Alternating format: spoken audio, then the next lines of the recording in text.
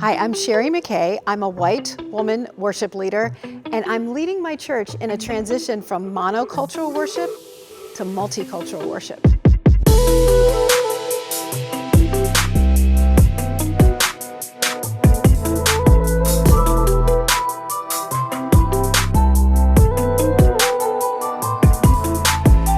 I have another great episode here today with my friend and colleague, Nikki Lerner.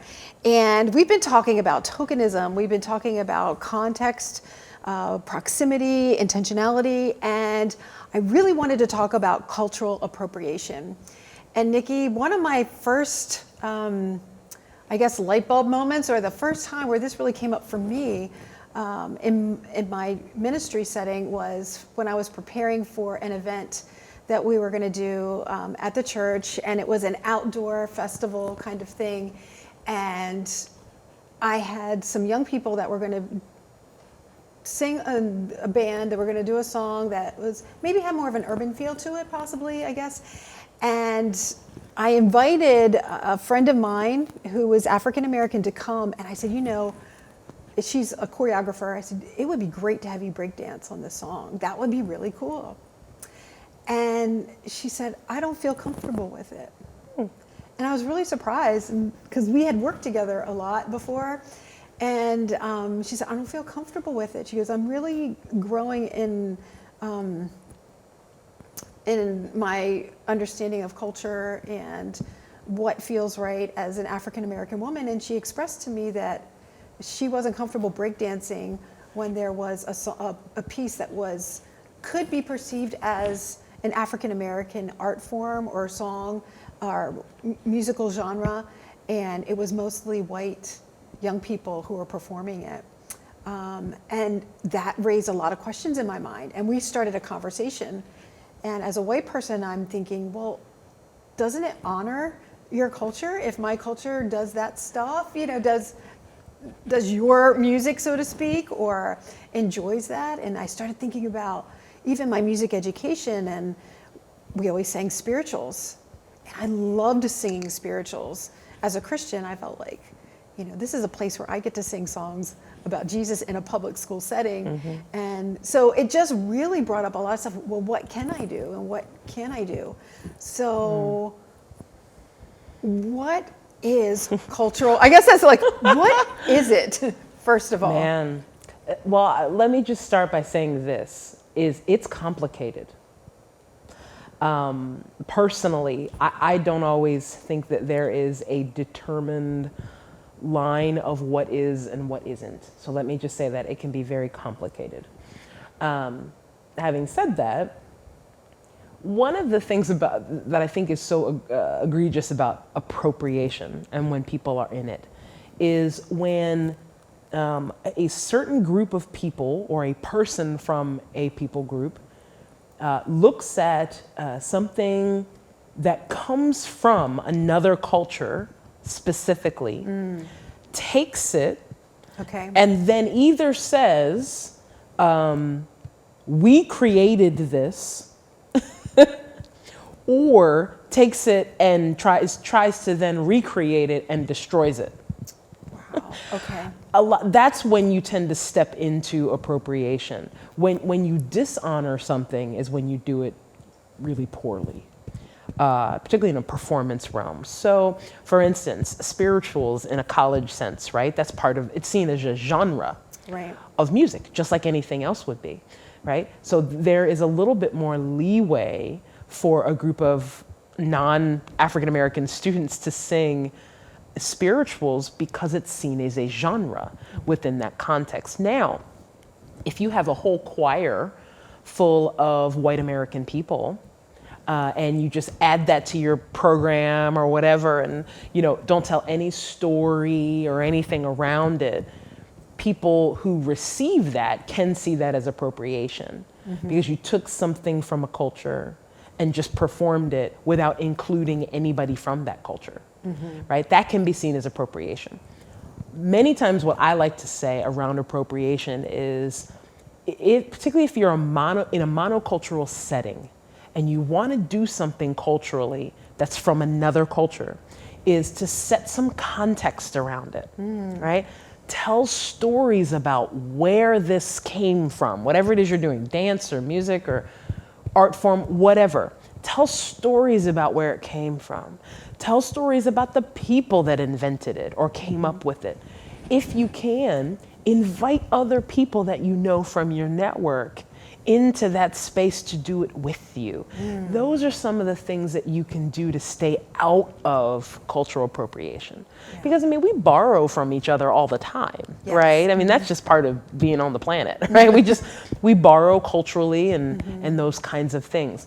I would look at trying to stay out of appropriation as more of an opportunity to include more people into this beautiful cultural expression that you want to do, instead of just kind of doing it yourself if you're in a monocultural environment. Yeah, so try to set context, try to tell stories, and when you can, invite people from those different cultures into that experience. Yeah, I'm really thankful that my choreography friend said what she said, because it helped me to understand. I didn't understand immediately, but it began a conversation. And it began an opportunity for us to kind of dialogue about this over time, because we were both learning and exploring.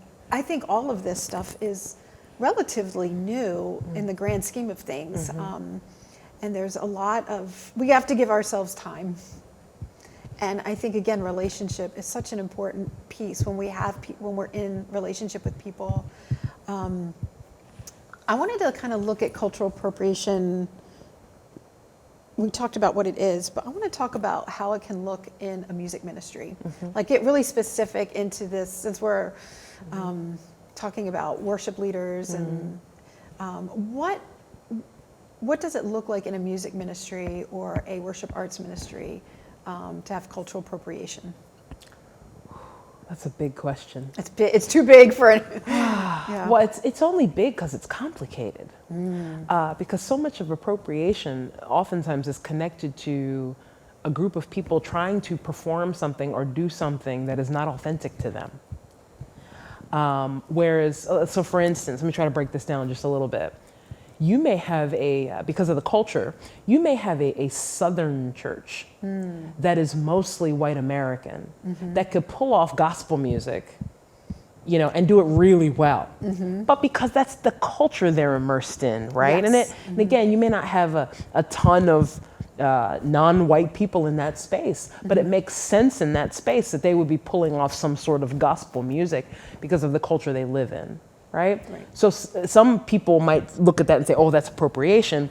Well, not really, not just because they're white, right, doing black sounding music. They're in that culture, that Southern culture with other people, right? So you have something like that. Well, then you have, I saw this choir online, it kind of made its rounds, of a choir full of white American people who were trying to pull off a Lauryn Hill song. Okay. Lauryn Hill is an R&B rap kind of artist. It was really big, kind of back in the day. Very much an African American icon, musically. And this whole choir of people were trying to pull off this song that is very iconic in the culture, and it was awful. It was awful. It had no rhythm. It had no feel. And that's the thing, rhythm, feel, a little bit of attitude, that's all part of the genre. And to take those things away can be seen as serious appropriation, right?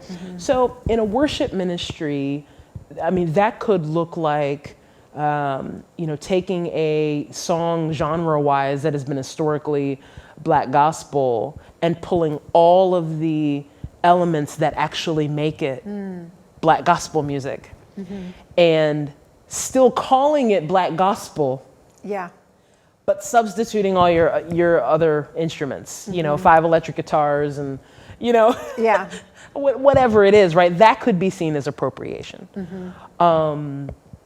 Anything that doesn't seem like it's authentic to your church expression, right? Now here's the thing, that doesn't mean that your church can't try stuff. Okay. Right? Because you gotta start somewhere. Yeah. Right? But when you try stuff, remember I said before about appropriation, add context.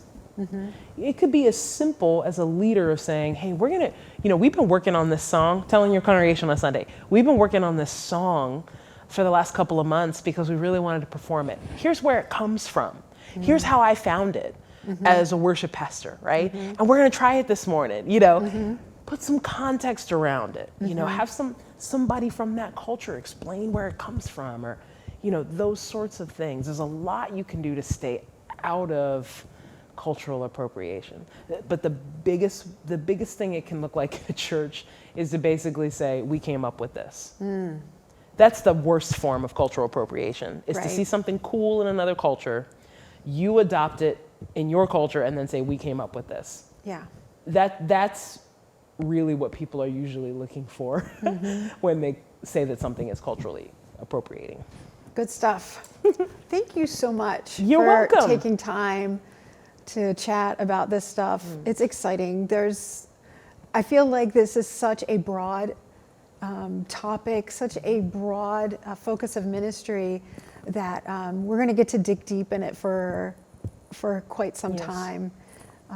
Yes. And this is just scratching the surface, some of Yes. our initial questions. So thank you so much. You're welcome anytime. And hey, everybody, you definitely want to check out Nikki's resources, her book, Worship Together.